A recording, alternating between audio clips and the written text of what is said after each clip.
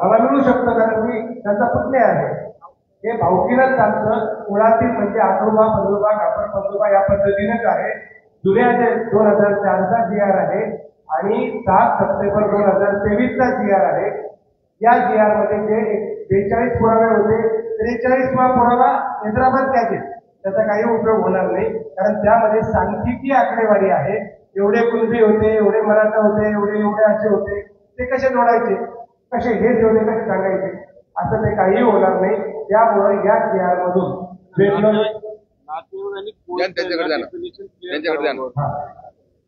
पण ते सगळ्या जातींसाठी डेफिनेशन होणार, व्हॅलिडिटीची ती डेफिनेशन होणार. त्याच्यामुळे ते एका जातीसाठी वेगळे नियम असू शकत नाही, होणार नाही. पुरावे करायला धरले जातील, ते पुरावे त्यांना काय सांगायचं? बोला बोला बोला बोला ना. आपल्याला कायद्यामध्ये नातेवाईकाचं जे डेफिनेशन आहे ते सर्व जातींना प्रमाणपत्र देण्यासाठी वापरलं जातं. या जी आर मध्ये त्यांनी नातेवाईक ऑब्जेक्टचे पूर्ण शब्द टाकले आहे. याची क्लिअरिटी नाही ना, 2-3 मिनिटं घातलं पाहिजे.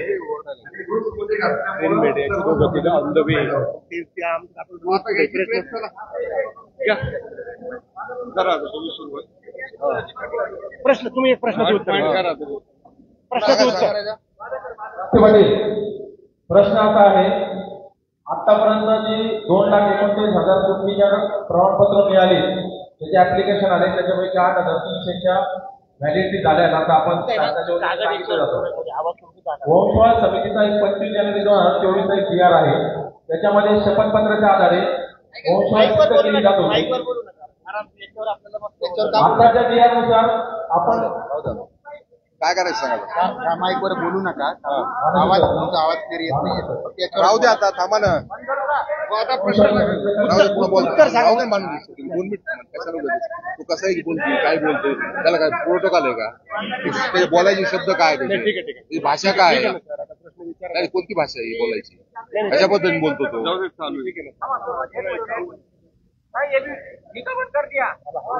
5 मिनिट थांबा. 5 मिनिट थांबा. पहिले सांगायचं ना आम्हाला. अरे योगी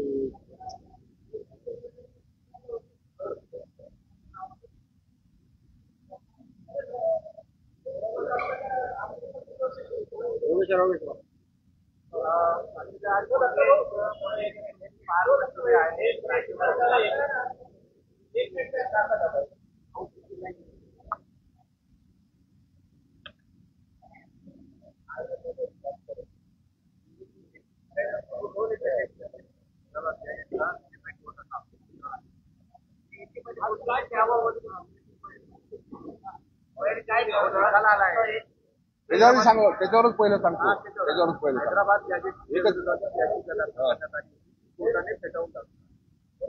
सुरुवातीलाच आपण सगळे आजच्या मराठा आरक्षण विषयी गोलमेज परिषद कव्हर करण्यासाठी आणि पत्रकार परिषदेसाठी उपस्थित राहिलात आणि आमचे मुद्दे जनतेपर्यंत पोहोचण्यासाठी, राज्यकर्त्यापर्यंत पोहोचण्यासाठी आपण जी मदत करताय त्याबद्दल मी सुरुवातीला सगळ्याचे आभार मानतो. आता परत एक थोड्याच वेळापूर्वी आणखीन एकदा गुलाल उधळायचा जो काही इव्हेंट आहे तो साजरा करण्याची वेळ या ठिकाणी आलेली आहे. ती अशी, मुंबई उच्च न्यायालयानं जो 2 सप्टेंबरचा शासन आदेश आहे याला जे काही चॅलेंज केलं होतं ते चॅलेंजच्या विरोधातील याचिका त्या ठिकाणी फेटाळलेली आहे आणि हा शासन आदेश याला मान्यता दिलेली आहे. आपण बघितलं असेल की परिषदेमध्ये आमची ही चर्चा होत होती, त्या जी आर मध्ये मराठा समाजाला मिळण्यासारखं काहीच नाहीये. त्यामुळे तो जी आर राहिला काय आणि फेटाळला काय, यातून मराठा समाजाला काही मिळणार नाही. उलट आता तो जी आर टिकलाय तर राज्य सरकार पुढले आव्हान वाढलेले आहेत आणि त्या आव्हानामुळं राज्य सरकारला 2 सप्टेंबरच्या शासन आदेशाप्रमाणे सगळ्या मराठा समाजाला, जो काही राधाकृष्ण विखे पाटील यांनी त्या ठिकाणी शब्द दिलाय की मराठ्याच्या आरक्षणाचे प्रश्न संपलेत आणि सगळ्याला आरक्षण मिळेल, या दृष्टिकोनातून आता सरकारची जबाबदारी वाढलेली आहे. म्हणून आपल्या माध्यमातून माझी राज्य सरकारला विनंती आहे की आता हा जो काही शासन आदेशाच्या विरोधाच्या याचिका होत्या त्या फेटाळल्यात, या संधीचा लाभ घेऊन राज्य सरकारनं सकल मराठा समाजाला आरक्षण देण्यासाठी या ठिकाणी यामध्ये जे काही बदल करणं शक्य आहे ते बदल करावेत आणि सकल मराठा समाजातील प्रत्येक माणसाला या ठिकाणी प्रमाणपत्र मिळेल, त्याची व्हॅलिडिटी होईल, या दृष्टिकोनातून त्यांनी त्या ठिकाणी निर्णय करावेत. म्हणून आता हा निकाल पहिला आला म्हणून या ठिकाणी त्या निकालाच्या संदर्भात सांगतो, आम्ही 5 नावं आज आपल्या माध्यमातून जाहीर करत आहोत, जे आमचे पालक आहेत. त्वरित संजय देशमुख, श्रीशैल संजय लाखे पाटील माझा मुलगा आहे, गौरी विकास लाखे, कुणाल शरद देशमुख आणि अक्षय रमेश केरे पाटलाचा मुलगा आहे. मुकेश सोनवणे हे 6 नाव आम्ही जाहीर करत आहोत. आदरणीय मुख्यमंत्री देवेंद्र फडणवीस आणि राधाकृष्ण विखे पाटील यांनी 1 महिन्याच्या आत या 6 मुलांना व्हॅलिडिटी सहित या ठिकाणी प्रमाणपत्र आधी वितरित करावेत आणि त्यांची व्हॅलिडिटी द्यावी. आणि जर हे करणं शक्य नसेल त्यांना तर त्यांनी सकल मराठा समाजाची 1 महिन्यानंतर या ठिकाणी माफी मागितली पाहिजे. ही पहिली मागणी या ठिकाणी मी आपल्या माध्यमातून करतो. दुसरी मागणी आणि आमचं जे काही एकमत झाले सगळ्या विषयावर त्याप्रमाणे 1967 पासून आता यामध्ये एसी आणि बीसी असं 2 विषय आहेत. न्यायमूर्ती शिंदे समितीच्या पूर्वी वितरित झालेले प्रमाणपत्र आणि शिंदे समितीनंतर वितरित झालेले प्रमाणपत्र. तर राज्य सरकारनं सरसगट 58 लाख नोंदी आणि प्रमाणपत्र असं न म्हणता किंवा असा जो काही संभ्रम विशेषतः नामदार छगन भुजबळ पसरवत आहेत त्या संदर्भामध्ये एक श्वेतपत्रिका जाहीर करावी आणि शिंदे समितीपूर्वी संपूर्ण महाराष्ट्रामध्ये किती प्रमाणपत्र वितरित झाले होते आणि शिंदे समितीनंतर संपूर्ण महाराष्ट्रामध्ये जिल्हा वाईज किती प्रमाणपत्र वितरित झालेत याची आकडेवारी त्यांनी जाहीर केली पाहिजे. तिसरी मागणी आमची अशी आहे की सर्वोच्च न्यायालयामध्ये क्युरिटी पिटिशन पेंडिंग आहे आणि उच्च न्यायालयामध्ये मराठा आरक्षणाची एससीबीसीचे जे काही आरक्षण आहे ते पेंडिंग आहे.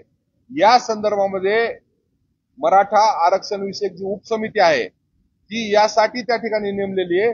त्यांनी या संदर्भात काळजी घेतली पाहिजे, वकिलाबरोबर मिटिंग घेतली पाहिजे, योग्य वकील लावले पाहिजेत. पण आमची मागणी आहे मराठा क्रांती मोर्चाचं एक जे काही आमचं शिष्टमंडळ आहे त्याबरोबर त्यांनी मराठा आरक्षण विषयक उपसमिती असेल यांची एक बैठक या ठिकाणी तातडीने लावली पाहिजे आणि त्या पद्धतीची बैठक राज्य सरकारनं या ठिकाणी घेतली पाहिजे. अशा पद्धतीची आम्ही या ठिकाणी मागणी करतो. पुढची मागणी अशी आमची की परवाच्या ओबीसी आरक्षण विषयक उपसमितीच्या नंतर मान्य छगन भुजबळ साहेबांनी जी पत्रकार परिषद घेतली आणि त्यांनी ओबीसीला आणि मराठ्यांना मिळणाऱ्या फॅसिलिटीज यामध्ये काही तफावत आहे. मराठ्यांना प्रचंड मोठ्या प्रमाणावर पैसे दिले जातात, म्हणजे 25,000 कोटी रुपये दिले आणि ओबीसीला केवळ 2,500 कोटी रुपये दिले. अशा पद्धतीची आकडेवारी ही समाजामध्ये तेढ वाढवणारी आहे ही त्यांनी त्या ठिकाणी जाहीर केली.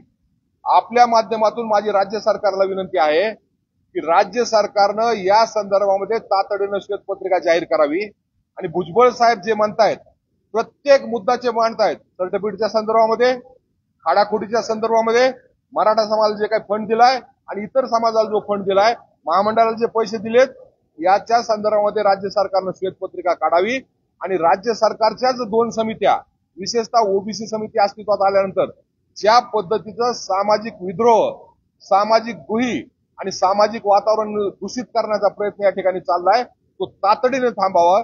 त्यासाठी स्वच्छपणे ही सगळी आकडेवारी या ठिकाणी त्यांनी सांगितली पाहिजे. यापुढचा आमचा मुद्दा असा आहे, राज्य सरकारची जबाबदारी आहे राज्यामध्ये कायदा आणि सुव्यवस्था राखण्याची आणि कायदा आणि सुव्यवस्था बिघडेल अशा पद्धतीचं कुठलंही स्टेटमेंट राज्यामध्ये कुणीही करू नये, केलं जाऊ नये. या पद्धतीची यामध्ये राज्याची गृहमंत्री म्हणून देवेंद्र फडणवीस यांची जबाबदारी आहे. परंतु गेल्या काही दिवसामध्ये जाणीवपूर्वक 2 समाजामध्ये भांडणं लागले पाहिजेत, तेढ वाढली पाहिजे. या पद्धतीनं मराठा समाजाच्या भगिनीच्या संदर्भामध्ये प्राध्यापक नसलेला आणि प्राध्यापक म्हणून सांगणारा लक्ष्मण हाके काय वक्तव्य करतोय. माझं माननीय देवेंद्र फडणवीस यांना मागणी आहे की मराठा समाज आरक्षणात गेलाय का? गेलेला नाही. तरीही ओबीसीचे मराठ्याचे विवाह लावा अशा पद्धतीची मागणी ते हाके महाशय करतायत. तर हाके महाशयाला माझी पहिली मागणी आहे ओबीसी मध्ये ज्या काही 340, 45, 50 जाती आहेत यांचे तरी आंतरजातीय विवाह होतात का? तर त्यांनी त्या पद्धतीचे विवाह त्यामध्ये आधी घडवून आणावेत आणि नाहक मराठा समाजाला असा सल्ला देऊ नये. तरी या ठिकाणी आपल्या रेफरन्ससाठी सांगतो की समतेचे जनक छत्रपती शाहू महाराजांनी हा प्रयत्न सुरू केलेला आहे, 100 वर्षापूर्वी केलेला आहे आणि त्यांचे आम्ही पाईक आहोत. ज्याला स्वइच्छेने काही करायचं असेल त्याला करू द्या, पण कायद्यानं आणि बळजबरीमुळे आणि एखाद्या समाजाला टार्गेट करायचं म्हणून हाके असं करतायत. तर म्हणून आज आम्ही सगळ्याचे वक्तव्य आपण बघितले असेल, हाकेला ज्या भाषेत समजतं किंवा ज्या भाषेमध्ये समजणार नाही त्या भाषेमध्ये त्याला इथून पुढच्या काळामध्ये उत्तर दिलं जाईल. आणि जो काही प्रकार आहे, माननीय देवेंद्र फडणवीस साहेब, राज्यामध्ये कायदा आणि सुव्यवस्था राखणं हे आपलं काम आहे आणि जर कुणी 2 जातीमध्ये धर्मामध्ये तेढ वाढत असेल त्याच्यावर सरकारनं गुन्हे दाखल केले पाहिजेत. पण लक्ष्मण हाके याच्या विरुद्ध राज्याच्या गृह खात्यानं ज्या ठिकाणी त्यांनी स्टेटमेंट केलंय त्या ठिकाणच्या पोलिसाचा रिपोर्ट घ्यावा आणि त्याचं वक्तव्य हे जातीय विद्रोह वाढवणारं, जातीय भेदभाव वाढवणारं आणि त्यामध्ये भांडणं लावणारं आहे किंवा नाही याचं शहानिशा करावी आणि तातडीने त्याच्यावर गुन्हे दाखल करावेत. आणि जर ते करणार नसेल, इथून पुढच्या काळामध्ये जर कायदा आणि सुव्यवस्था बिघडली तर त्याची जबाबदारी ही राज्य सरकारची राहील, हे मी या ठिकाणी सांगतो. मराठा समाजासंदर्भात जे काही महामंडळ स्थापन झालेत, सारथी असेल, अण्णासाहेब पाटील महामंडळ असेल, राजश्री शाहू महाराज शैक्षणिक प्रतिपूर्ती योजना असेल, डॉक्टर पंजाबराव देशमुख निर्वाह भत्ता असेल, यामध्ये जे काही अनुदान मिळतंय किंवा अनुदानासाठी जी तरतूद केलेली आहे ती वेळेवर मिळत नाही. आपण बघितलं असेल, त्यासाठी आम्ही मुद्दाम काही सारथीचे विद्यार्थी, पीएचडीचे विद्यार्थी या ठिकाणी आणले होते. त्यांनाही ज्या दिवशीपासून त्यांचं रजिस्ट्रेशन झालं त्या संदर्भामध्ये त्यांना जे काही मानधन मिळायला पाहिजे ते मिळत नाही. तर राज्य सरकारनं तातडीनं आणि विशेषतः ज्यांच्याकडे हे खातं आहे ते राज्याचे उपमुख्यमंत्री अजित पवार यांनी तातडीनं निर्णय घेऊन या ठिकाणी हे सगळे ज्या काही योजना आहेत, राज्य सरकारच्या योजना आहेत, त्या संदर्भामध्ये तातडीनं निधी उपलब्ध करून देण्याच्या संदर्भामध्ये त्यांनी त्या ठिकाणी निर्णय केला पाहिजे, अशी आपल्या माध्यमातून मी एक मागणी करतो. मराठा आरक्षण विषयक उपसमितीचे अध्यक्ष सन्माननीय राधाकृष्ण विखे पाटील यांना आम्ही यापूर्वी वारंवार इशारा दिलाय आणि आजच्या गोलमेज परिषदेच्या माध्यमातूनही त्यांना इशारा देतोय की आपण 2 सप्टेंबर 2025 जो शासन आदेश आहे यामधून मराठा समाजाला कशा पद्धतीने आरक्षण मिळणार आहे.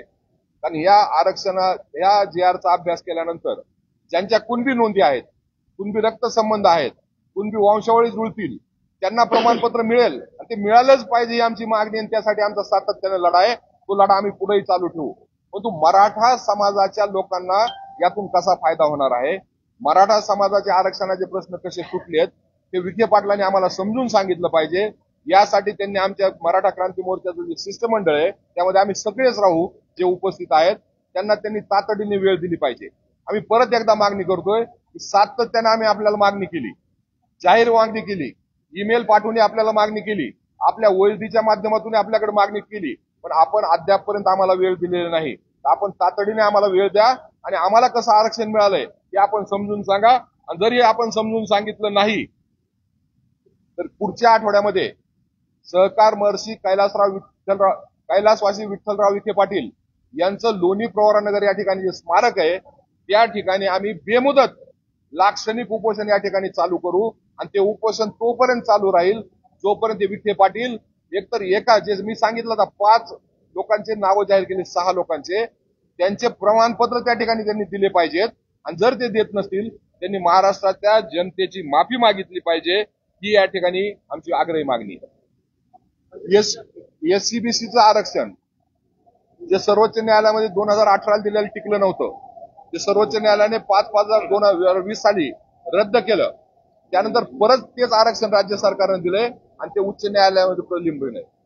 आमची या ठिकाणी आपल्या माध्यमातून मागणी आहे राज्य सरकारकडे, हे आरक्षण आपण कसं टिकवणार आहात, या आरक्षणाचा राज्यातील मराठा बांधवांना कसा फायदा होणार आहे यासाठी आमची एक बैठक बोलवावी आणि आरक्षण टिकवण्यासाठी आपण काय काय प्रयत्न करताय हे आम्हाला त्यांनी सांगितलं पाहिजे. कारण हे आरक्षण लागू केल्यामुळं जे काही ईडब्ल्यूएसचं आरक्षण आम्हाला मिळत होतं ते आरक्षणाचा हक्क आमचा गेलेला आहे. म्हणून हे केस लढत असताना ते आरक्षण कसं टिकवलं जाईल, त्याला कसं प्रोटेक्शन दिलं जाईल, कारण ते 50%च्या पुढचं आहे. इंदिरा साहनीच्या जजमेंट प्रमाणे 50%च्या पुढचं आरक्षण देण्याचा राज्य सरकारला अधिकार नाही. पण समाजाच्या मनामध्ये भीती आहे की हे आरक्षण दिल्यानंतर 15/4, 16/4 प्रमाणे शिक्षणामध्ये आणि नोकरीमध्ये ज्या ज्या लोकांनी बेनिफिट दिलाय, कारण यापूर्वीही 2018 साली जे आरक्षण दिलं होतं ते रद्द झाल्यानंतर जे मुलं असतील ज्यांनी ऍडमिशन घेतले किंवा ज्यांना नोकऱ्याला लागल्या त्यांना प्रोटेक्शन मिळालं नाही. त्यामुळं आमचे सहकारी राजेंद्र कोंढरे यांच्या नेतृत्वाखाली राज्य सरकारवर आम्हाला संघर्ष करावा लागला आणि शेवटी तत्कालीन मुख्यमंत्री शिंदे साहेब यांनी 5,500 न्यूमेरिकल पदाला त्या ठिकाणी मान्यता दिली. पण ती नेहमीच होणार नाही, आता वेळ गेलेला नाही. पण ज्यांनी प्रवेश घेतलेले असेल एसीबी मध्ये, नोकऱ्यामध्ये ज्यांनी त्यासाठी अर्ज केले असतील आणि त्यामधून काही लोकांना नोकऱ्या लागल्या असतील, यांना प्रोटेक्शन देण्यासाठी राज्य सरकार काय करणार आहे ते आम्हाला समजून सांगितलं पाहिजे. ही एक आमची मागणी आहे. त्यानंतर ईडब्ल्यूएस आरक्षणामध्ये जर कदाचित उद्या लागू झालं तर त्या संदर्भात आमच्याबरोबर त्यांनी चर्चा केलं पाहिजे. त्यामध्ये जी जमिनीची अट आहे ही मराठवाड्यासाठी विशेषतः अतिशय जाचक अट आहे. कारण मराठवाड्यामध्ये लँड होल्डिंग मोठी आहे, उत्पन्न काहीच नाहीये, खातेपोट झालेलं नाही, उत्पन्न काहीच नाही. पण 2 हेक्टरची अट आहे, ही पश्चिम महाराष्ट्रामध्ये चालू शकते. त्यांना त्यामध्ये लँड होल्डिंग कमी आहे, पण मराठवाडा आणि वराड आणि विदर्भामध्ये चालत नाही. म्हणून या संदर्भात राज्य सरकारनं तातडीने निर्णय घेतला पाहिजे आणि लँड होल्डिंगची जी अट आहे ती सरसकट काढून घेतली पाहिजे. ही एक आमची मागणी आहे. आणि त्याचबरोबर एससीबीसी आरक्षण जर टिकवायचं असेल, 50%चं पुढचं आहे, तर आमच्या सगळ्याची धारणा ही की त्यासाठी केंद्राकडे जावं लागेल, संसदेच्या माध्यमातून कायदा बनवावा लागेल. ईडब्ल्यूएसचा जो कायदा आहे तो 15/6 आणि 16/6 मधून शिक्षणाचं आणि नोकरीचं आरक्षण दिलंय. आमची मागणी आहे एससीबीसीचं आरक्षण जर टिकवायचं असेल त्या ठिकाणी ईडब्ल्यूएस जे 15 मध्ये दिलंय, 15/6 मध्ये आणि 16/6 मध्ये दिलंय, तर त्याला ए करा आणि एससीबीसीला त्यामध्ये बी करा आणि केंद्र सरकारचं त्यामध्ये संरक्षण मिळून घ्या. म्हणजे ज्याला जे पाहिजे, ईडब्ल्यूएस जे घेतायत ते एससीबीसी मध्ये पात्र राहणार नाहीत आणि एससीबीसी घेतायत ते ईडब्ल्यूएस ला पात्र राहणार नाही.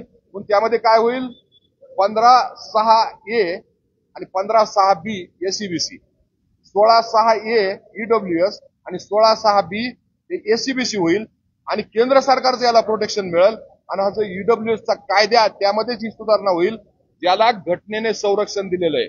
पण जर राज्य सरकारला एससीबीसी आरक्षण टिकवायचंय तर त्याला संसदेकडून दुरुस्ती करण्याशिवाय आणि ईडब्ल्यूएस आरक्षणामध्ये ए आणि बी वर्गीकरण केल्याशिवाय त्या ठिकाणी पर्याय नाही. पण त्यासाठी राज्य सरकारनं तातडीने प्रयत्न केले पाहिजेत आणि आमची त्यासाठी बैठक घेतली पाहिजे. आज एससीबीसी आरक्षणामध्ये दुसरी एक सगळ्यात मोठी गडबड आहे की ज्या मुलांनी प्रवेश घेतला व्यावसायिक शिक्षणाला त्या मुलाला आधी फीस भरावं लागते आणि नंतर संस्था चालकाच्या मनात असेल त्यावेळेस ती फीस परत मिळते.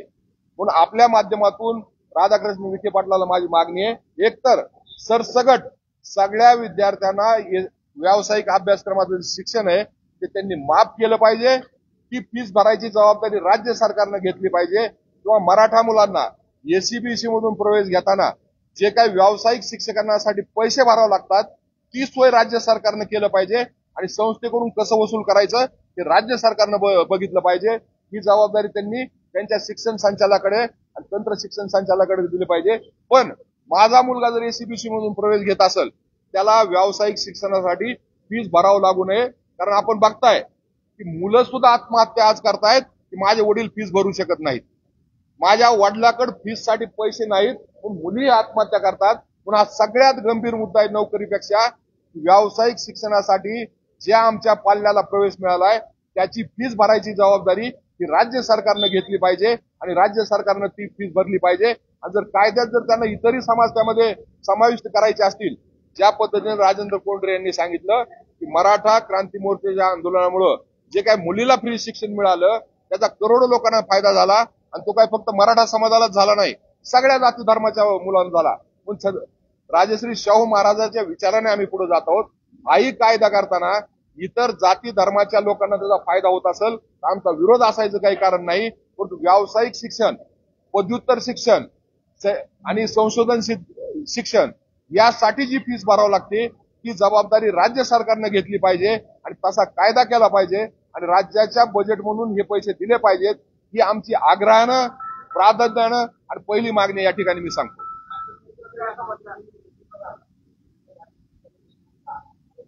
नाही हे सगळ्या मागण्या ज्या आहेत त्या रीतसर पद्धतीनं माननीय मुख्यमंत्री दोन्ही उपमुख्यमंत्री आणि ज्यांच्यावर ही जबाबदारी आहे मराठा आरक्षण विषयक सगळ्या गोष्टीची ते राधाकृष्ण विखे पाटील यांच्यापर्यंत आम्ही रीतसर पोहोचणार आहोत आणि त्यांच्याकडून आम्ही त्याचं रीतसर पोच सुद्धा घेणार आहोत. आठ दिवसात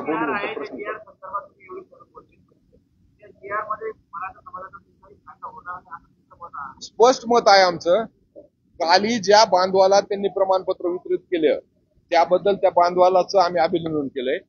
प्रशासनाच्याही अतिगतिशीलतेचं आम्ही अभिनंदन केलंय. तर कृपया ते हैदराबाद गॅजेट मधून वाटप केले अशा पद्धतीचा गैरसमज पसरू नका. कारण हैदराबाद गॅजेटवर आणखी कामच चालू झालेलं नाही. ते काम झाल्यानंतर त्याची जी प्रक्रिया आहे ती राबवल्यानंतर जर प्रमाणपत्र त्यातून मिळालं तरच राज्य सरकारनं तसा दावा करावा.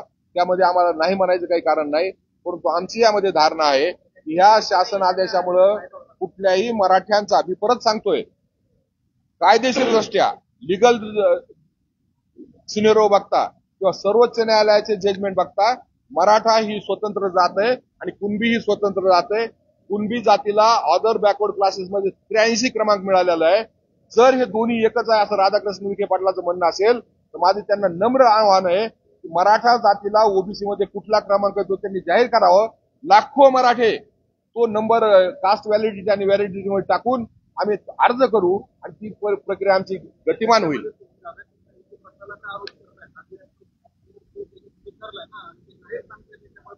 विषय समजातून गैरसमजातून फायदा काय होणार हे समजणं वेगळं.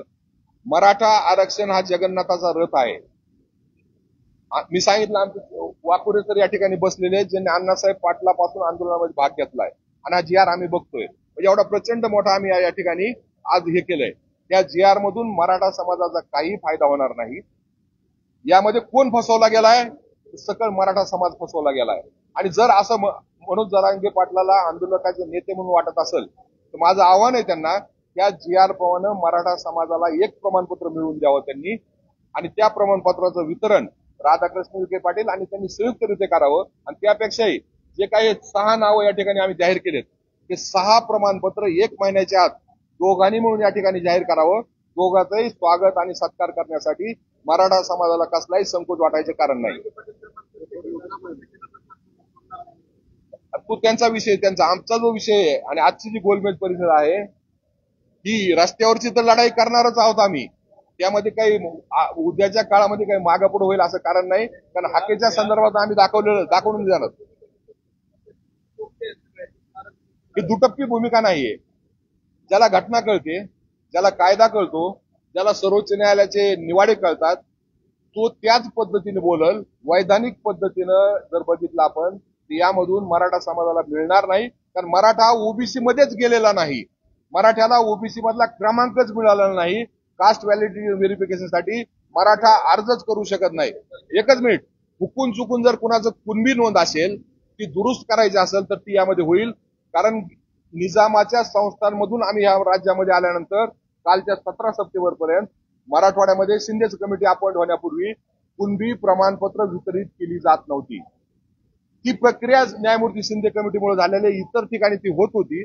पण कुणी जर हुकून चुकून मराठा लावला असेल पण कायद्याप्रमाणे तो त्याची वंशावळ सिद्ध करू शकत असेल, त्याचं रक्त गट हा कुणबी बरोबर जुळत असेल आणि त्याच्या वंशावळीमध्ये कुणी कुणबी नातेवाईक असेल त्याला मिळेल. त्याला विरोध त्यांना वैधानिक बुद्धी मिळो. जो काही गणपती ते बरोबर घेऊन गेले होते आझाद मैदानावर त्यांनी त्यांना बुद्धीचा देवता येतो. वैधानिक बुद्धी देवो आणि मराठा समाज असेल किंवा इतर समाज असेल याच्यामध्ये गैरसमज न पसरवता जी काही आकडेवारी आहे किंवा जी काही माहिती आहे ती वैधानिक पद्धतीने लोकांपर्यंत पोहोचावं या दृष्टिकोनातून त्यांनी वक्तव्य करावेत असं मी आवाहन करेल. त्यांनी काय बोलावं हा त्यांचा अधिकार आहे. त्या पद्धतीने त्यांनी बोलावं. त्यामध्ये आम्हाला बोलायचा अधिकार आहे.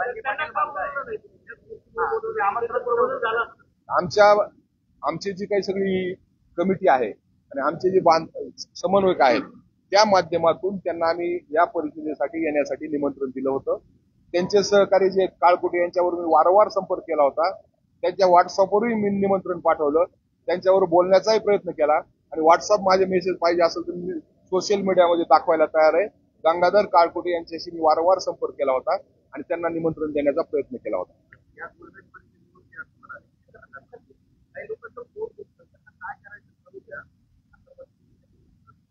मी म्हणलं देशामध्ये मुक्त व्यक्ती स्वातंत्र्य आहे. बाकी काही बोलतात, त्यांनाही स्वातंत्र्य असं लोक समजतात. पण ज्यांना जे बोलायचं ते बोलू द्या. पण ह्या देशामध्ये एकच भाषा चालणार जी घटनेवर आधारित आहे, कायद्यावर आधारित आहे, संविधानात आहे आणि संविधानामध्ये टिकेल. त्या भाषेप्रमाणे आम्हाला जो अधिकार दिलेला आहे, कुणी जर आम्हाला म्हणत असेल तुम्ही बोलायचं नाही, आम्ही डबल बोलणार. कुणी जर आम्हाला म्हणत असेल संघटित व्हायचं नाही तर 3 ठिकाणी संघटित होणार. आणि कुणी जर म्हणत असेल की तुम्ही आपसात बोलायचं नाही, होणार. गांधीजीनं जो मिठाचा सत्याग्रह केला होता तो काय ब्रिटिश सत्ता उलटून टाकायसाठी केलेला नव्हता. तर त्यांना दाखवून द्यायचं होतं मला माझं स्वातंत्र्य आहे. आम्ही दाखवून देतोय आम्हाला आमचं स्वातंत्र्य आहे आणि ते स्वातंत्र्य आम्ही स्वाभिमानानं या परिषदेच्या मार्फत इथंच चालू झालंय. पण राज्यामध्ये सगळ्या ठिकाणी आम्ही बोलणार, एकत्र येणार, वैधानिक आवाज येतो सरकारपर्यंत पोहोचवणार. त्यापासून आम्हाला थांबवण्याचा कुणालाही अधिकार नाही. त्याच पद्धतीनं त्यांना काय करावं हे सांगण्याचा आम्हाला अधिकार नाही.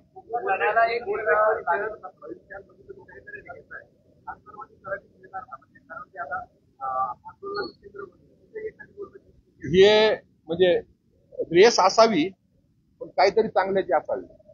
विभागीय जे ठिकाण आहेत आपल्या राज्यामध्ये त्या ठिकाणी निश्चित आमच्या गोलमेज परिषद होणार आहेत.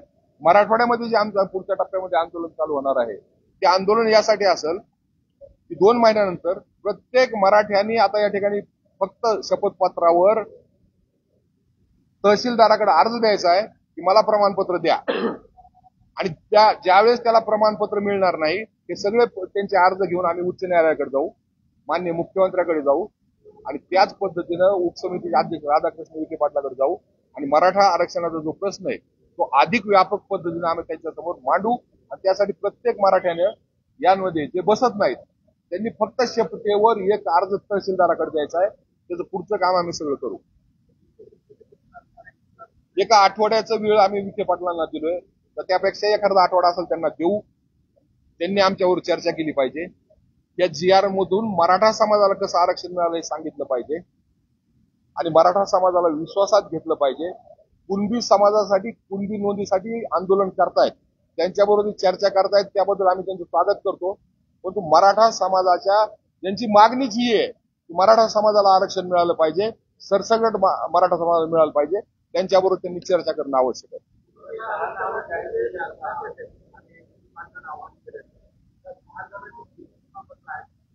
नाही नाही ना. नाही ऐका आमचं आव्हान असं आहे की कुणबी नाही मग तेच आमचं सर आमचं एकच म्हणणं आहे. त्यांचं असं म्हणणं आहे की कुणबी नोंद नसताना सुद्धा शपथपत्रावर तुम्हाला जात देता येते म्हटलेले. ऐका कसं आव्हान केलं. एक मिनिट सर जर आझाद मैदानावर ते काय बोलले की समाज माध्यमावर उपलब्ध आहे, मी आपल्यापैकी सगळ्याला देतो. या शासन एक मिनिट थांबा बोलू दे त्यांना, त्यांचा अधिकार आहे.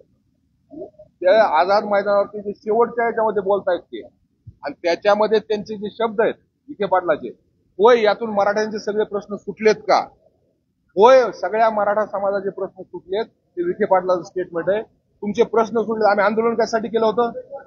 ऐका एक मिनिट थांबा. सातत्याने आम्ही आंदोलन कशासाठी करतोय की सकळ मराठा समाजाचे आरक्षणाचे प्रश्न सुटले पाहिजे. नाही होत ना इंटरप्रिटेशन. तुम्हाला कसं करायचं हा तुमचा अधिकार आहे. तो अधिकार मी घेऊ शकतो का? नाही. मराठा समाज म्हणून मराठा समाजाचा आंदोलक घटक म्हणून जे आम्ही आंदोलन केलं होतं ते सकळ मराठा समाजाच्या आरक्षणासाठी केलं होतं. शिवनेरी किल्ल्यावर जी शपथ घेतली होती आम्ही की मराठा आणि कुणबी एक आहेत आणि यांना आरक्षण मिळू देऊ म्हणून आम्ही शपथ घेतली होती. प्रातिनिधिक आमच्या नेत्यांनी घेतली असेल पण ही सगळ्या मराठा समाजाने घेतली होती. त्या शपथेचं काय? त्या शपथेबरोबर तुम्ही आहात का नाही? आणि जर ती शपथ पूर्ण करायची असेल तरच मराठा समाज जिंकलाय आणि ती जर शपथेबरोबर तुम्ही नसाल तर मराठा समाज घोर हारलाय आणि त्याची लढाई आम्ही लढतोय. हे या ठिकाणी मी स्पष्ट सांगतो. 99% मराठ्यांना मिळणार नाही. हे जे बसलोय आम्ही ते सगळं शिष्टमंडळ आहे. हे आहेत ना सगळे, आहेत ना नाव. अभ्यासक Yes. म्हणून 10-12 नावं असतील, कुणी येऊ शकतं, कुणी सोबत असं असं कोणाला बंधन नाही. आम्ही जाहीर करून टाकू. 100% चालेल. कारण जे काही मिळालंय मराठा समाजाला, प्रत्येक गोष्ट जी मिळाली मराठा समाजाला, सारथी असल, कोपर्डीच्या भगिनीला न्याय द्यायचा विषय असल, आंदोलकाला नोकरी देण्याचं किंवा मदत द्यायचं असल, शिक्षणासाठी सवलती मिळवून द्यायचा प्रश्न असल, सारथीची स्थापना होऊन सारथीच्या माध्यमातून त्या ठिकाणी लाखो लोकांना सवलती द्यायचा प्रश्न असेल, शिक्षण द्यायचा प्रश्न असेल, किंवा मराठा समाजाचा आरक्षणाचा विषय असेल, हे सगळे प्रश्न मराठा क्रांती मोर्चाच्या बॅनर खाली घातलेत. आणि या ठिकाणी मी आपल्याला अभिमानाने सांगतो, त्या काळामध्ये आम्ही कुणीही स्वतःचं नाव टाकत नव्हतो. एकानेही माईच्या लालाने तर सांगावं की त्यांनी स्वतःचं नाव टाकलं होतं म्हणून. आम्ही कुठेही व्यासपीठावर येत नव्हतो. आम्ही आमच्या छोट्या छोट्या भगिनीला व्यासपीठावर बसवत होतो. त्यामुळं हे जे काही आंदोलन होतं आमचं, हे प्रचंड ताकदीचं आंदोलन होतं. त्यामध्ये आम्ही कुठेही स्वतःचा अवडंबर माजवलं नाही, स्वतःचं नाव देण्याचा प्रयत्न केला नाही, स्वतः पुढे आलो नाही, स्वतः कुठेही प्रेस कॉन्फरन्स घेतली नाही. पण हे यश जे मिळवलं ते राज्यातील तमाम मराठा समाजाच्या ताकदीवर मिळवलं. करोडोच्या संख्येतून रस्त्यावर उतरला होता. तोच मराठा समाज 2 सप्टेंबर 2025च्या GRनं लेफ्ट आउट झालाय, सोडून दिलाय, त्याचं पाणीपत केलंय. आणि त्या मराठ्यासाठी आमची लढाई आहे, हे ठिकाणी लक्षात घेतलं पाहिजे. आणि त्याचा अप्रोप्रिएट प्लॅटफॉर्म जर कुठला असेल तर मराठा क्रांती मोर्चा हेच आहे.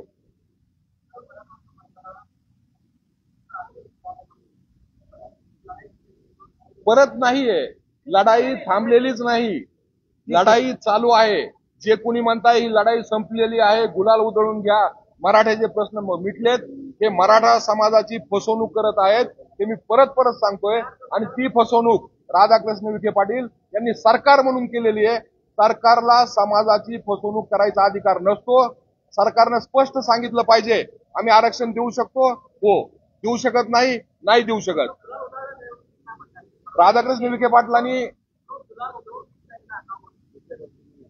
मी परत एकदा सांगतो की कुणी जर गैरसमजातून उधळून घेतलेलं असेल तर ही सरकारनं केलेली फसवणूक आहे.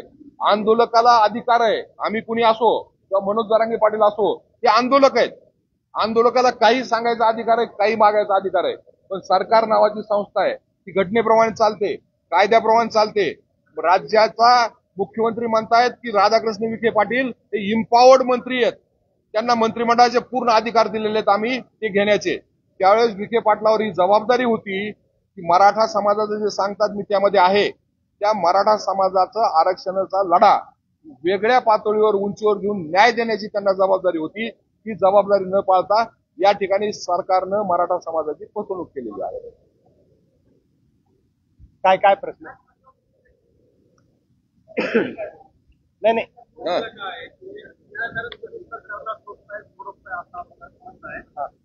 काय आहे, सरकारनं कायद्यातूनच तयार काढलाय तो हायकोर्टामध्ये टिकला सुद्धा इतकं व्यवस्थित कायदेशीर काम सरकारने केलं आहे.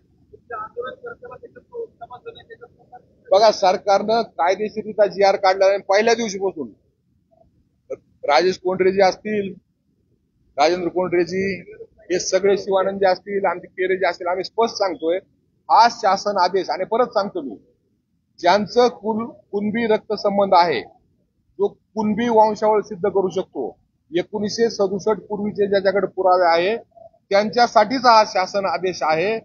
कुणबी असेल त्यांना हुडका, कुणबी नोंदी शोधा आणि त्यांना प्रमाणपत्र द्या. निश्चित या लढाईमध्ये आम्ही आहोत, उद्याही राहणार आहोत.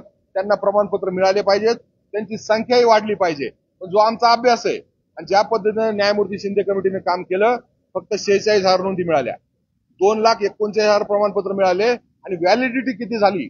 फक्त 8,300 लोकांची झाली. म्हणून हे जे आहे ते कुणबी बांधवासाठी काम आहे, ते आम्ही पुढे जाऊ. पण यामध्ये नसलेला मराठा समाज काय, त्या शासन आदेशांमधून त्या मराठा समाजाची फसवणूक झालेली आहे, फसवणूक केलेली आहे, हे आमचं स्पष्ट मत आहे. नाही आमचं सर त्याचं उत्तर मी देतो. अहो, राधाकृष्ण विखे पाटील सांगतायत की मराठ्यांचे सगळे प्रश्न मिटवलेत. आणि हे मी तुम्हाला सोशल मी आंदोलन करता जरी असेल तर मला समाजाची फसवणूक करण्याचा अधिकार नाहीये. सरकार म्हणून संस्थेला जर फसवणूक करण्याचा अधिकार नाहीये. म्हणून मी सातत्यानं सांगतोय, फसवणूक झाली का? होय. आंदोलनकर्त्याची झाली का? नाही. पण मराठा समाज या ठिकाणी फसवला गेलेला आहे आणि तो सरकारनं फसवलेला आहे, ते निश्चित आहे. आणि ती मराठा समाजाची भावना आहे तू ते बघून घेतील, ते बघून घेतील ते. आता मी याचं उत्तर देतो मी तुम्हाला. सर उत्तर देतो. 31 ऑगस्टला मी आझाद मैदानावर 1.5 तास जरांगे पाटलांची चर्चा केलेली आहे. त्यांना सांगितलं असं कुठलंही गॅजेटियर लागू करून किंवा जीआर काढून गॅजेटियर लागू करून जीआर काढून आरक्षण मिळत नसतं. तर ते मला म्हणाले माझ्या समोर हे एवढे वकील आहेत, तिथे त्यांचे मार्गदर्शक वकील बसलेले होते. हे वकील हे मला सांगतायत जीआर ड्राफ्ट करणारे आणि हा टिकणारे आणि अशा पद्धतीची चर्चा आमची झाली. आता मला कन्फ्यूज करू नका असं स्पष्ट त्यांनी सांगितलेलं आहे. कदाचित त्या आजूबाजूच्या सगळ्या लोकांनी त्यांना कन्फ्यूज केलं असेल, दिशाभूल केली असेल, फसवणूक केली असेल, त्यामुळे समाजाची फसवणूक झाली असा आमचा आरोप आहे. पण फसवणूक झाली हे 100% खरं आहे. आणि विखे पाटील त्या ठिकाणी जेव्हा योगेश केदार असेल कोणतरी विरोध केला तेव्हा स्पष्ट म्हणाले की सगळ्या मराठ्यांना कुणबी प्रमाणपत्र मिळणार, सगळ्या मराठ्यांचे प्रश्न सुटणार असं विखे पाटील म्हणालेले आहेत. तिथं सगळ्यांचे प्रश्न सुटले असं वाक्य विखे पाटील तुम्ही फुटेज काढून बघा, ते आहे. मी जेवढं बोललोय तुम्हाला देतो. असू शकतं, कागदावर वेगळं आहे, कागदावर सुटलेलं नाही.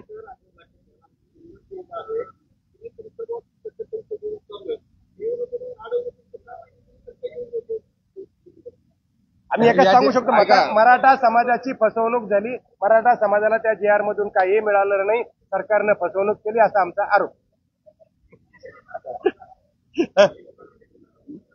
एकही नाही, एकही टक्का फायदा व्हायचा प्रश्न होणारच नाही त्यातून. कारण जो मराठा आहे ऐका जो कास्ट व्हॅलिडिटी आणि व्हेरिफिकेशनचा नियम आहे तो देशामध्ये एकच मिनिट ऐका, तो सगळ्या देशासाठी एक आहे. त्याच्यासाठी 2000चा कायदा आहे, 2002चा आपण म्हणतो. तो 2012 मध्ये त्यात काही सुधारणा झाल्या आणि 2024ला झाल्या. तो कायदा SC, ST, VJNT, OBC ह्या सगळ्यासाठी लागू आहे. ओपन साठी आहे का तो कायदा? मी ओपन आहे, मराठा समाज हा ओपन मध्ये आहे, तुम्ही अर्ज करू शकतो का? मी अर्जच करू शकत नाही, मला प्रमाणपत्र मिळेल कुठून? पण जो 83 नंबर टाकल तो कुणबीचा नंबर आहे, त्यालाच प्रमाणपत्र मिळेल. मला नंबरच नाही तर मला कुठून लाभ मिळेल? त्यामुळे ज्याला नंबर नाही अशा मराठ्यांचं काय, हा तर प्रश्न आहे ना आमचा. तुम्ही आम्हाला नंबर द्या, आम्हाला त्यातून अर्ज करता आला पाहिजे.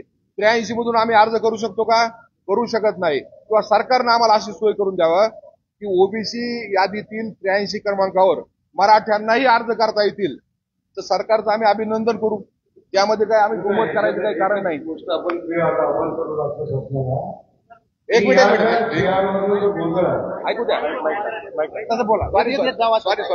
या जीआर वरनं जो गोंधळ आहे तो दुरुस्त करायचं काम राज्य शासनाचं आहे. अलीकडे राज्य शासनाने या गोष्टीमधली क्लॅरिटी का करण्याची आवश्यकता आहे?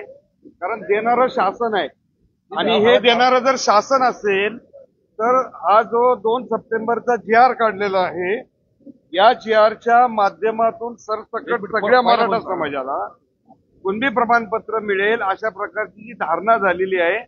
त्यासाठी जो जात वैधता प्रमाणपत्र आणि पडताळणीचा कायदा आहे त्या पडताळणी कायद्यामध्ये कोणाला हे प्रमाणपत्र देता येईल याची क्लॅरिटी राज्य शासनाने करावी आणि ज्यांची नोंद नाही यांना आम्ही देऊ शकत नाही हे सुद्धा क्लिअर करण्याची आवश्यकता आहे.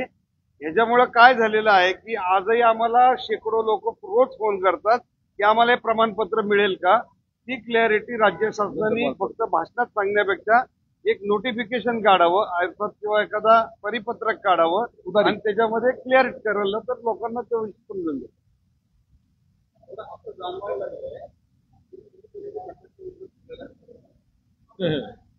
बघा देशामध्ये ऐका त्याच्या प्रश्नाचं उत्तर देऊ मला. या देशामध्ये प्रत्येक माणसाला एकट्याला सुद्धा मणिपूरची आमची एक भगिनी आहे, मणिपूरची ती अशा नळ्या लावून फिरते माहिती का, शर्मिला. प्रत्येकाला कुठल्याही टोकापर्यंत आंदोलन करायचा अधिकार या घटनेने दिला. त्या घटनेचा मला अभिमान. एकट्याला आंदोलन करायचं आहे का? होय, तोही अधिकार दिलेला आहे. पण कुणाचाही अधिकारावर गदा आणणं किंवा त्यांनी कसं आंदोलन करायचंय हे सांगणं हाही मला कुठला अधिकार नाहीये. जर माझा कोणी सल्ला विचारला योग्य पद्धतीनं आणि माझा सन्मान करून तरच मी त्या ठिकाणी सल्ला देईल. गर्दीमध्ये जाऊन मी सल्ला देत नाही, माझा उद्योग नाहीये. पण ज्याला ज्या पद्धतीनं मांडणी करायची त्यांनी केली पाहिजे, मांडलं पाहिजे आणि समाजाच्या हिताचं काम केलं पाहिजे. म्हणून आम्ही वारंवार सांगतोय, मराठा आरक्षण किंवा कुठल्याही समाजाचा सामाजिक विषय हा जगन्नाथाचा रथ आहे. तो ओढण्याचं काम आपल्या शक्तीप्रमाणे आपण करा. आपण बाजूला जरी गेलं तर रथ थांबत नाही. तो शेकडो वर्षापासून रथ तसाच चालू आहे, परंतु आम्हाला जगन्नाथ होऊन त्या रथात बसायचं नाही. त्यामुळे आम्ही रथ ओढायचं काम आहे ते पुढच्या काळामध्ये करू. आम्हाला आता 2 सप्टेंबरच्या शासन आदेशानंतर राज्य सरकारनं आमच्या समोर पर्यायच ठेवलेला नाही. ज्यांच्या कुणबी नोंदी नाहीत त्यांना मराठा म्हणूनच या ठिकाणी आंदोलन लढावं लागेल, मराठा म्हणूनच करावं लागेल. आणि या देशाच्या घटनेप्रमाणे तुम्ही काही करू शकता, स्वतःची जात बदलू शकत नाही. आणि त्यासाठी सगळी संसद जरी एकत्र आली, त्यांची जात बदलतो, तर त्यालाही बेसिक स्ट्रक्चर ऑफ कॉन्स्टिट्यूशन म्हणून सर्वोच्च न्यायालय मान्यता देणार नाही. म्हणून आम्हाला जो काही लढा उभा करायचा आहे, आम्हाला जे आरक्षण पाहिजे ते मराठा म्हणूनच पाहिजे. हैदराबाद संस्थांमधील असो, आम्ही करवीर संस्थांमधून असून किंवा इतर संस्थांमधून आमचे दिलीप पाटलाचे चिरंजीव या ठिकाणी आलेले आहेत आज या ठिकाणी कोल्हापूरहून. त्या ठिकाणी कुणबी नोंदी नाहीयेत.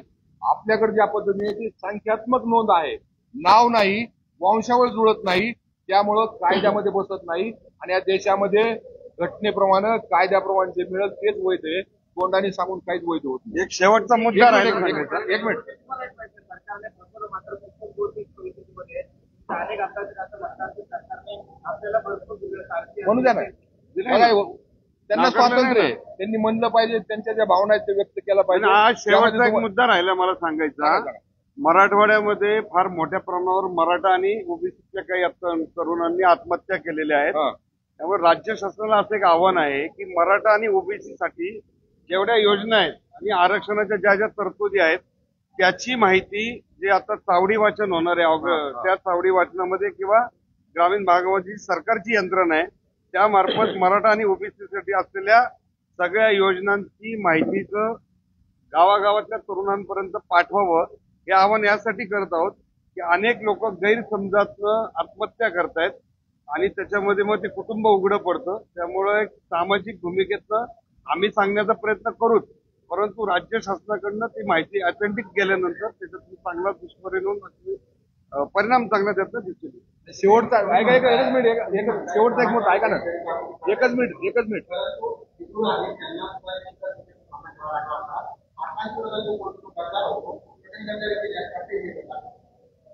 स्वातंत्र्यापूर्वी सगळे स्वातंत्र्य सैनिक गद्दार म्हणून त्यांची हे होत होती आणि स्वातंत्र्य मिळवलं. गद्दार हा शब्द गद्दार तो काही कुणी ठरवलं एकाने तरी काही होत नाही, त्यामुळे त्याचं नुकसान होतं. तुकाराम महाराजांनी म्हटलंय सत्य असत्याशी मन केले ग्वाही मानिले नाही बहुमता. सत्य सांगणं काम आहे. या ठिकाणी शेवटची मागणी आपल्या माध्यमातून करतो मी की राज्यामध्ये जी सामाजिक दुही निर्माण होते, राज्यामध्ये जो काही सामाजिक स्फोट होतोय आणि त्यामधून नैराश्यातून आमच्या लातूरच्या भावंडांनी जशी एक आत्महत्या केली त्या पद्धतीच्या आत्महत्या वाढीला लागल्यात. आणि याला जबाबदार कोण आहे तर राज्य सरकारनं ज्या 2 कमिट्या केल्यात त्यातले सदस्य जबाबदार आहेत आणि विशेषतः ओबीसी आरक्षण विशेष समितीचे सदस्य जे बोलतायत त्यामुळे अनेक गैरसमज या ठिकाणी तयार होत आहेत. म्हणून मुख्यमंत्र्याला माझी विनंती आहे की आपण ह्या ज्या 2 उपसमित्या केल्यात त्या दोन्ही उपसमित्या तातडीनं या ठिकाणी बरखास्त करा आणि आपल्याच नेतृत्वाखाली ज्याच्यामध्ये दोन्ही उपमुख्यमंत्री असतील त्यांनी दोन्ही समाजाबरोबर डायरेक्ट डायलॉग या ठिकाणी चालू करावा आणि तातडीनं या दोन्ही ज्या समित्या आहेत त्या ठिकाणी रद्द कराव्यात ही आपल्या माध्यमातून या ठिकाणी मागणी करतो. आणि सगळ्यात पहिल्यांदा जी ओबीसी आरक्षण विशेष समिती या ठिकाणी केली ती तर तातडीने रद्द केली पाहिजे आणि त्यांचं कामच आहे की सामाजिक समानता वाढला पाहिजे.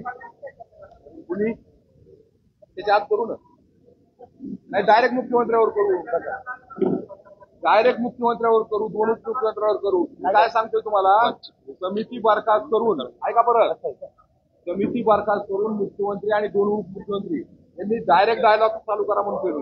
याचं बद्दल त्यांनी करू नये का आम्ही करणार नाही.